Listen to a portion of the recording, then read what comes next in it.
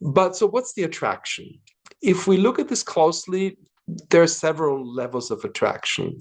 One attraction is clearly, and I think that's also what attracts Trump to Putin, is simply the attraction of a strongman, a clear leader who is strong, who projects, is smart, is clever, who projects authority, and and seems to stand for what he preaches.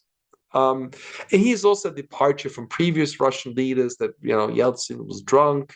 Gorbachev seemed to be weak and was pulled out across the table by the West.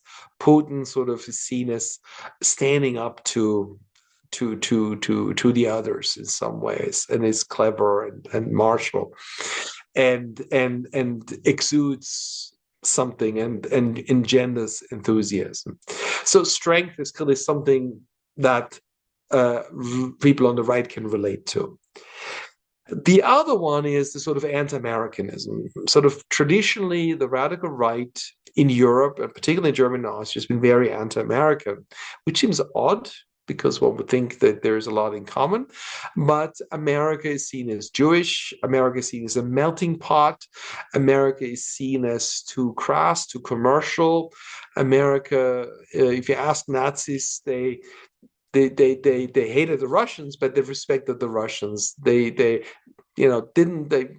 like the Americans, but they didn't respect the Americans.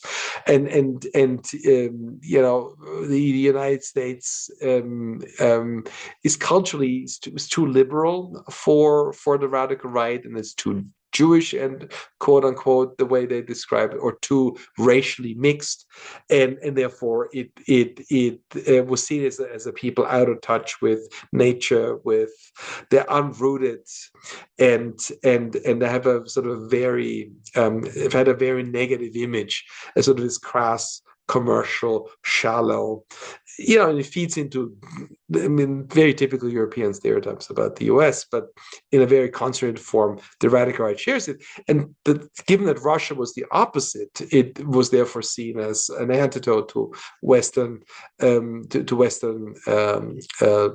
liberalism.